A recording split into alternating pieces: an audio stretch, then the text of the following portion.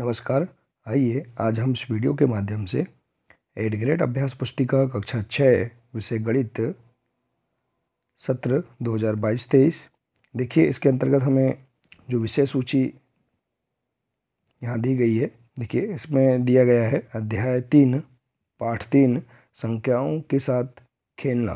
देखिए, संख्याओं के साथ खेलना, इस अध्याय के सभी प्रश्नों के आंसर हम किस प्रकार से अपनी पाठ्यपुस्तक से हम पूर्ण कर सकते हैं, आइए आज हम इस वीडियो के माध्यम से जानेंगे। तो देखिए, यहाँ पर दिया है अध्याय 3 संख्याओं के साथ खेलना। इसके सभी प्रश्नों के आंसर हमने पाठ्यपुस्तक से पूर्ण किया है। आप इस तरह गणित की पाठ्यपुस्तक से आसानी से आप सभी प्रश्नों के आंसर हल कर सकते हैं। देखिए, यदि आप इसी प्रकार से इसके आगे के सभी अध्याय का संपूर्ण हल आप समझना चाहते हैं तो आप इस चैनल से जुड़े रहिए। इस चैनल को सब्सक्राइब अवश्य कर लें, साथ ही बेल आइकन को प्रेस जरूर कर लें ताकि आने वाले सभी नए वीडियो सबसे पहले आप तक पहुंचते रहेंगे। तो आइए देखते हैं। पहला प्रश्न है, संपूर्ण संख्या किसे कहते हैं? तो देखिए, इसका आंसर पृष्ठ क्रमांक 53 से, वह संख्या जिसके सभी गुणनखंडों का योग उस संख्या का 2 गुना हो एक संपूर्ण संख्या कहलाती है। जैसे कि 6 और 28 संपूर्ण संख्या है। तो आप इस प्रकार से यहाँ पर इस प्रश्न को हल कर सकते हैं। अगला प्रश्न है, भाज्य और अभाज्य संख्याओं को उदाहरण देकर समझाइए। तो देखिए, इसका आंसर पृष्ठ क्रमांक 54 और 55 से। भाज्य संख्याएं क्या हैं? वे संख्याएं जिनके 2 से अधिक गुणनखंड होते हैं भाज्य संख्याएं कहलाती हैं। जैसे कि 4, 6, 8 इस प्रकार से। और आगे भी आप संख्या लिख सकते हैं जिनके 2 से अधिक गुणनखंड होते हैं। और अभाज्य संख्याएं वे संख्याएं जिनके 2 ही गुणनखंड होते हैं अभाज्य संख्याएं कहलाती हैं। जैसे कि 2, 3, 5, 7। तो इस प्रकार से ये संख्याएं क्या हैं? अभाज्य संख्याएं हैं। ठीक है, तो इस प्रकार से आप इसे हल कर सकते हैं। इसके बाद है अगला प्रश्न तीसरा, 24 के सभी गुणनखंडों को लिखिए। तो देखिए, 24 के सभी गुणनखंड कौन कौन से हैं? इसका आंसर आप देख सकते हैं पृष्ठ क्रमांक 49, 50, 51, 52, 53 से। देखिए, 24 एकम 24, 12 दूनी 24, 8 तिया 24 और 6 चौके 24 और 4 सिंह 24। इस प्रकार से हम देख सकते हैं कि 24 के सभी गुणनखंड हैं 1, 2, 3, 4, 6, 8, 12 और 24। ये सभी 24 के गुणनखंड हैं। तो इस प्रकार से हम इसे लिख सकते हैं। इसके बाद देखिए, अगला प्रश्न है, संख्या 7 के प्रथम 5 गुणज लिखिए। देखिए, गुणज अर्थात होता है पहाड़ा। तो संख्या के प्रथम 5 गुणज हम देखेंगे। तो देखिए, 7 एकम 7, 7 दूनी 14, 7 त्रिक 21, 7 चौके 28 और 7 पन्ना 35। तो इस प्रकार से हम यहाँ पर 7 का 5 बार पहाड़ा हम लिख सकते हैं। तो 7 के 5 गुणज हो जाएंगे। हम देखिए, इस प्रकार से आंसर भी लिख सकते हैं। अतः संख्या 7 के प्रथम 5 गुणज है 7, 14, 21, 28 और 35। अगला प्रश्न है प्रश्न 5वां, संख्या 13 और 31 अभाज्य संख्याएं हैं। इन दोनों संख्याओं में 2 अंक 1 और 3 हैं। 100 तक की संख्याओं में ऐसे अन्य सभी युग्म ज्ञात कीजिए। तो देखिए, यहाँ पर 13 और 31 अभाज्य संख्या हैं। इन दोनों संख्याओं में 2 अंक हैं 1 और 3। तो 100 तक की संख्याओं में ऐसे अन्य युग्म भी ज्ञात कीजिए। तो 100 तक की अभाज्य संख्या देखिए, इस प्रकार से अभाज्य संख्या हम लिख देंगे। अब हम इनमें युग्म देखेंगे जिनमें 2 अंक समान हैं। इनमें से समान इकाई वाले अभाज्य संख्याओं के युग्म हैं 17 और 71, 37 और 73 और 79 और 97। तो इस प्रकार से हम यहाँ पर इसका आंसर लिख सकते हैं। अगला प्रश्न है, विभाज्यता की जांच के नियमों द्वारा ज्ञात कीजिए कि निम्नलिखित में से कौन सी संख्या 11 से विभाज्य है। देखिए, यहाँ पर पहला दिया है 5445, दूसरा है 1331 और तीसरा है 5081।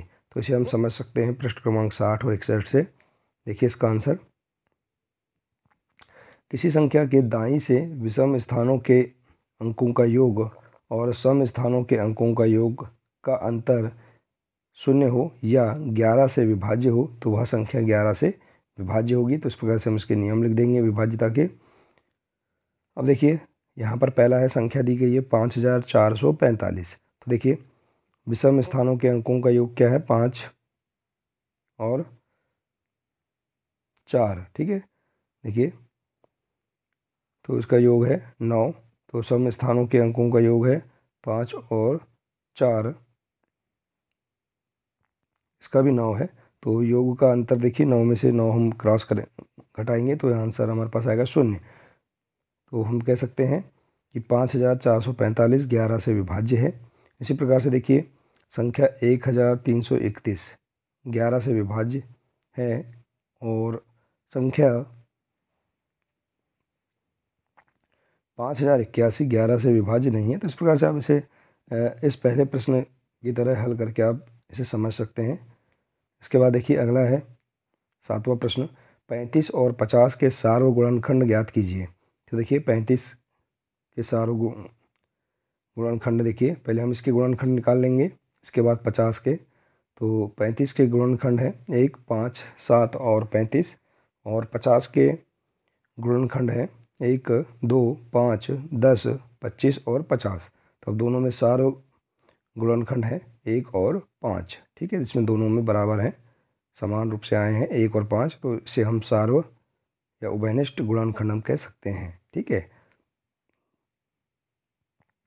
अगला है प्रश्न 8वां, एक संख्या 5 और 12 दोनों से विभाज्य है, किस अन्य संख्या से यह संख्या सदैव विभाजित होगी। तो देखिए इसका आंसर पृष्ठ क्रमांक 62 और 63 से संख्या 5 और 13 के गुणनफल से विभाजित होगी। देखिए अभिष्ट संख्या में से ज्ञात कर सकते हैं, 5 गुणा 12 बराबर 60। तो अतः संख्या 60 से सदैव विभाज्य होगी। तो हम इसे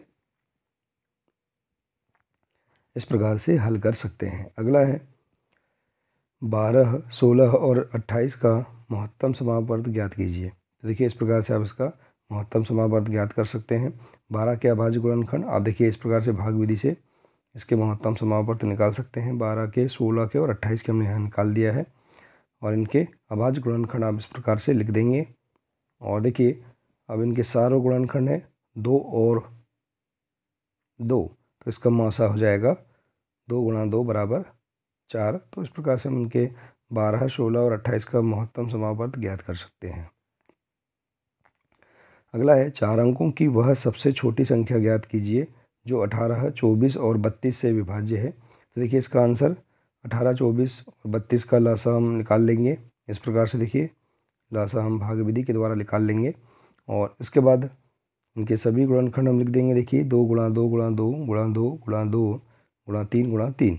तो अब इनका गुणा कर देंगे तो 288 हमारे पास आ जाएगा। इसके बाद हम देखेंगे 4 अंकों की सबसे छोटी संख्या जो 18, 24 और 32 से विभाज्य है।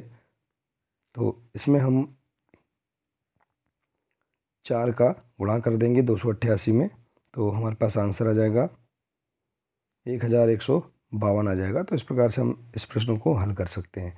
तो देखिए इस प्रकार से आप यहाँ पर इस अध्याय के सभी 10 प्रश्नों के आंसर आप इस प्रकार से पाठ्यपुस्तक की मदद से आप पूर्ण कर सकते हैं। देखिए इसे समझ सकते हैं इस प्रकार से। तो आशा है कि आपको इस अध्याय के सभी प्रश्नों के आंसर समझ में आ गए होंगे।